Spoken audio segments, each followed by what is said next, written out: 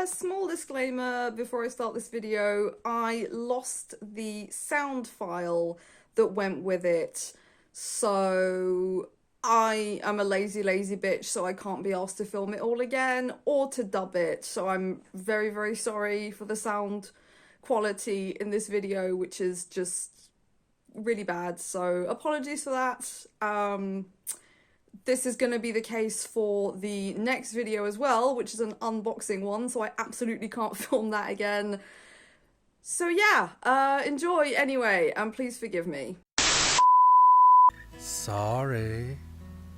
Hi everyone, my name is Piana and welcome to my video, and big warm welcome if you're new, welcome back if you've been before, hi. So, if you've been on my channel for a while, you'll probably remember that I got a bit obsessed with Naomi Novik's Temeraire series, which told the Napoleonic Wars, but with dragons. I have a whole playlist if you're interested, I'll link it up here somewhere. At the end of the Temeraire series, it's kind of hinted to a future time when dragons won't be relevant anymore because technology will have made them redundant. The image that was immediately conjured for me was World War I, aeroplanes, tanks, missiles, things that would make dragons in warfare redundant. So my little brain started going, what if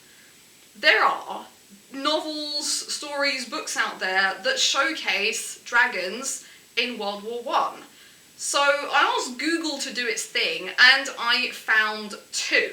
The first one I found is Arrowsmith by, and I'm so sorry if I'm mispronouncing their names, but Kurt Busiek and Carlos Pacheco. This is the first installment, so smart in their fine uniforms. It's a comic book, and it's beautiful. Like, absolutely glorious. I really like the artwork. So, first point for this. This tells the story of a young man called Arrowsmith who decides to join the army to go and fight in the First World War in France. And this is set in a world which not only has dragons, but all manner of fantasy creatures that all contribute in their different ways. The way they use dragons is they have this kind of special amulet which transfers the dragon's ability to fly to the soldiers, so they're able to fly with these amulets and the dragons sitting on their shoulder. Arrowsmith gets this really cute little red dragon, which he names Hilda. It takes us through his training, meeting the other soldiers, signing up with his best friend, Jonathan, and travelling across the sea to eventually join the conflict. And what happens once he gets there just kind of goes straight from him being excited to join, him wanting to show what he's capable of, being super happy, super excited, and boom, then he gets into the war and it all suddenly starts to go very wrong for him. His best friend dies on day one. It's absolutely horrendous. And as time goes on, he has to commit actions that he disagrees with, and there's no kind of escalation of, oh, well, maybe we're doing a bad thing for a good reason, and I think this is wrong, but we're the good guys, therefore we must be going, you know, in the right direction, and try to justify this. There's none of that. It's just straight, oh, we burnt down a city and that's wrong, and I regret it. And, like, a lot of it was just like that. It was just very snappy. There's not a lot of exploration of feeling, of emotion, of him going through anything really that is relevant to what he would feel as a young man, having his illusions shattered, of his idea of, like, romanticized idea of what war is, and then facing the reality of that. The one thing that I did enjoy, however, was we get to see his letters all the way through the book. And they get progressively darker, so they start off with him being, yeah, I've joined, I'm doing really well, and it's training, and blah. And then, you know, one of our guys died on the journey, but it's okay, he died in the name of victory or whatever. And then, as soon as he gets to France, his best friend dies, and he doesn't know how to write home anymore. And he's just like, well, Jonathan's dead. And then he kind of, there's a lot of strike-throughs in his letters, until his letters get progressively darker and darker. He doesn't know what to write anymore. He doesn't want to tell them about the horrors of war. He doesn't have anything good to say to his family. So just gets progressively more and more confused, and deeper and deeper into this dark world that's now the one he lives in. So there are some good things about it. The other thing is the dragons. There's nothing really with the dragons. It's just like they're there and that's it. But there's no, again, like exploration of the relationship that he has with Hilda, of how like they communicate with each other, of how they work together. Or even when they meet for the first time, it's like there's none of that. Like none of what you get in Temeraire when Lawrence is like, oh, I don't like dragons and I don't like the people who ride dragons, but then progressively warming to this creature that's very intelligent, like way more intelligent than he first thought, and forming that bond with him. Like there's none of that at all, which is sad. Also, the fantasy in this book is just thrown in your face, and there's nothing's really explained. You've got all these creatures going on, like, okay, fine, this is the world that you've given me, but there's no kind of context for any of them. We also have the gods, the Norse gods, that one of his friends, who's a sort of troll, I think, believes in, and he actually gets to see them turn their back on humanity because of the atrocities that are being committed in World War I, which begs the question, didn't they have a problem with some of the atrocities that the Vikings committed? It's a bit weird, but okay, fine. I would also really like to know how these creatures are utilised in warfare. We know how the dragons are being utilised, but as I said, there's a bunch of other creatures. We also have this scene here with a guy with a big cannon on what I assume is some kind of dragon or monster or creature, and there's bigger dragons in the sky. So, because the dragons that the soldiers have are very, very small, so there are presumably bigger dragons being used in warfare, but again, this is just there, it doesn't get mentioned or nothing. So, I think that the fantasy world Busiek and Pacheco created is like very interesting. It has potential, but it would be nice to have a bit of context and explanations for all of this, please. So I am curious to see how this goes on in later editions. But just getting back to, as I said at the beginning, the illustrations, they are beautiful. I did really like the artwork. The story is a bit dodgy. It left a lot to be desired, let's say. So yeah, that was Arrowsmith. The second book I found, this one came from Kickstarter, and it is the most expensive book I own. I ended up paying, actually both of these books, because this one cost €33, like it's a hardcover comic book, big like, bound edition. So, okay, this cost €33. The price of this, I had to have it ordered in, especially from the USA. And I ordered, so this new costs, I think, about €30, about something like between $25 and $30. Because it's a hardcover edition. The cover, I really like the cover art, first of all. This is quite nice. But also, look at that.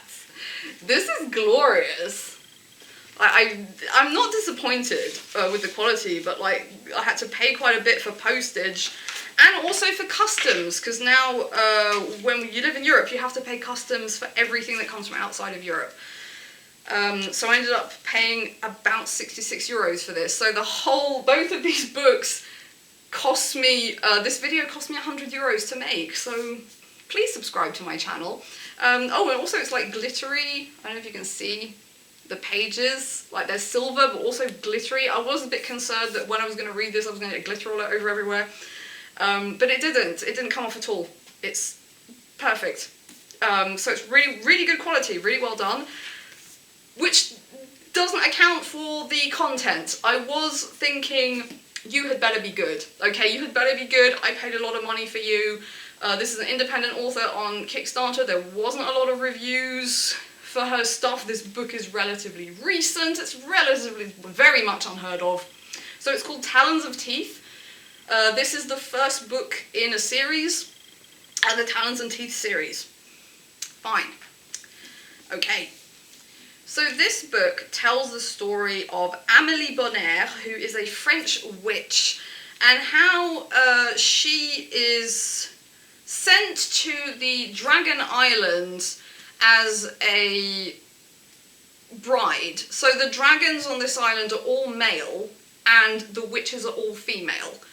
And nobody ever thought maybe there's a theme here. So she is matched with the son of the queen on the Dragon Island, who is a human witch. And her job originally is to spy on the Dragon's Island with the aim of destroying them, because the Witch's Coven and her Amelie's mother, who is the witch superior, wants to destroy them. So she's supposed to spy to find out what their weak points are and bring down the race of dragons. The reason being, they have been flying to France for tens of hundreds of years and stealing women to make into their brides. So the arrangement is that now France will send willing brides to the island that are essentially spies in disguise and have to try and find a way of destroying dragonkind. But when she gets there, a lot of things change. For instance, the dragon civilization is way more advanced than she thought. They're very, very interested in art and beauty and songs and everything. They all have a specific talent. They can't exist in the city, in the dragon city, unless they have a talent that they're really good at. And she learns that any dragon who doesn't have a talent gets kicked out, essentially. They have to go and live and be wild in the hills on this island. And those are the dragons that go rogue and then end up stealing wives from the continent, because they don't ever have a chance of getting one because they don't have a talent and they're not put up for marriage, essentially. And this is a big problem for the Dragon Kingdom. It's also a big problem for France, obviously. The witches are, they go to a ball and they get paired up, and they get courted by all these dragons, and they can turn into men, by the way. They are humanoid. They can turn into dragons and turn into humans. So there's a big ball happens, they get to explore the dragon culture, the art, everything, and Amélie realizes that she actually has, that these are actual people. They have a civilization, even though it has its flaws. The witches also have a rather peculiar way of being, because they glamour themselves to look beautiful, way more beautiful than they actually are. However, Amélie is unable to do this, so she always looks plain, and this is a thing that keeps coming up again and again, because the dragons don't really understand why they do this. It's interesting, and so this theme gets explored of fake beauty versus natural beauty, and how that's the perception of beauty from the outside, also tying in with the dragon's eye for beauty in art and everything that they create. And Amélie discovers that the plot to bring down the Dragon Kingdom actually goes way deeper than she originally thought. It all gets very complex. There's a lot of politics going on. The romance is interesting, because obviously I didn't mention this, but this is a romantic novel about how, the other is perceived, the places that women and witches are trying to fight to get in society, because the reason they glamour themselves is to appeal to men, to be able to marry rich men and then have children, have daughters that will then continue the line of witches, so their own existence is to perpetuate the species, as it were, and there's really nothing else going for them. So this is a big problem in the witches world. I was actually pleasantly surprised by how well written this was, by the amount of themes that Camille Longley... Okay, so I'd just like to point out at this point that the author's name at the point of me buying this novel and making this video was officially Camille Longley, but I'm on her newsletter and she has recently announced that she's actually changing it back to her maiden name. So she's now known as C.M. Anderson, and apparently she will be changing her name on her novels and her most recent comic book in future for reference. So yeah, I'll be putting both names in the video title just to avoid confusion. So yeah, back to the video. Explores and does it really well, and in a really good way in this book. I was hoping for something that was good, but I wasn't expecting it to be this good. I was completely hooked.